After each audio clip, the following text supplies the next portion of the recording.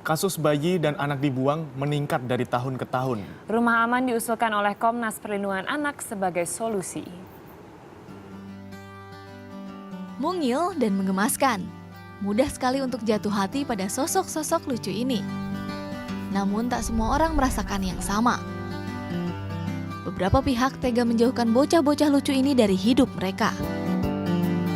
Seorang bayi perempuan ditemukan di Taman Pemakaman Umum Karet Bifak Tanah Abang, Jakarta Pusat, Rabu malam. Oleh warga, sang bayi segera dibawa ke puskesmas. Kamis pagi, bayi meninggal dunia. Gagal jantung dan terlalu lama berada di udara dingin menjadi penyebab meninggalnya sang bayi. 4 hari kemudian, lagi-lagi seorang bayi ditelantarkan keluarganya. Minggu pukul 2 dini hari, seorang bayi ditemukan di depan rumah warga di Mangga Besar, Jakarta Barat. Sang bayi ditempatkan dalam kantong plastik. Sang bayi dirawat di puskesmas. Kondisi bayi sehat walau sempat mengalami hipotermia.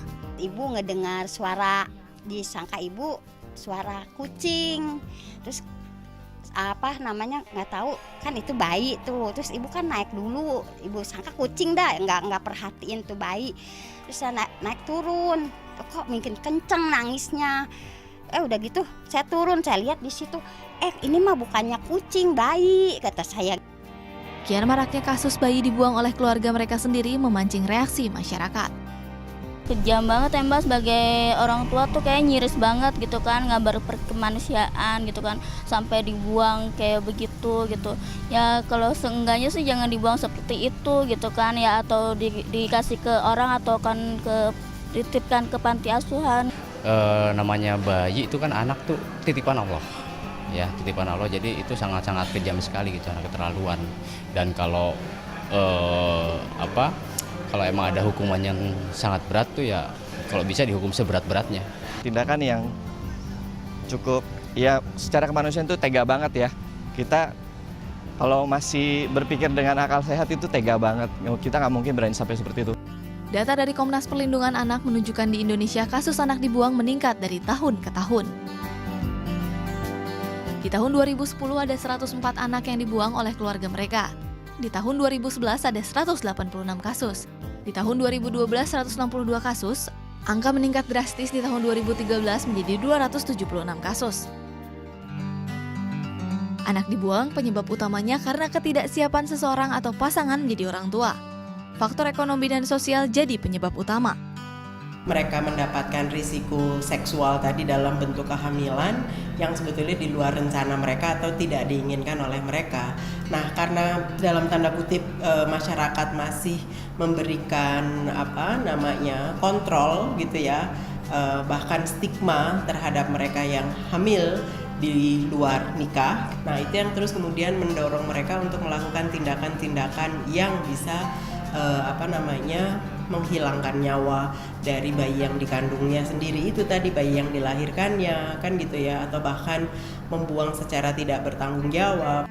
Dalam kasus bayi atau anak dibuang, biasanya perempuanlah yang terkena sanksi sosial maupun sanksi hukum. Kasus-kasus pengusutan itu tidak pernah laki-laki menjadi objek yang harus menjadi sasaran. Selalu perempuan, itu yang saya sebut double burden, dia sudah melahirkan, kemudian dia mengalami katakanlah harus membuang bayinya dan sebagainya atau menitip, itu kan dia punya beban ganda gitu yang selalu dipersalahkan gitu. Masalah sosial ini bisa dicegah. Salah satunya dengan memberikan pemahaman sejak dini tentang seks bebas dan resikonya. Penanaman nilai moral dan agama mulai dari keluarga juga penting sebagai dasar. Jika kasus kehamilan yang tidak diinginkan telah terjadi, solusi lain bisa disiapkan. Kalau di beberapa negara kan perempuan-perempuan yang semacam ini yang hamil di di luar rencana, hamil di luar keinginan misalnya seperti itu, kemudian mereka bisa pergi ke lembaga-lembaga yang sebetulnya bisa memfasilitasi mereka, bahkan pada kondisi tertentu bisa membantu menyiapkan kondisi psikososial. Hal yang sama juga diusulkan oleh Komnas Perlindungan Anak. Pemerintah juga harus menyiapkan panti-panti atau apalah istilahnya gitu kan, rumah-rumah aman bagi keluarga-keluarga yang tidak siap membesarkan anak karena kelahirannya tidak diinginkan atau dititip di situ, pada usia tertentu diambil lagi. Solusi harus segera diambil. Bila tidak, hak hidup bocah-bocah tak berdosa akan terus terenggut. Tim Liputan melaporkan untuk NET.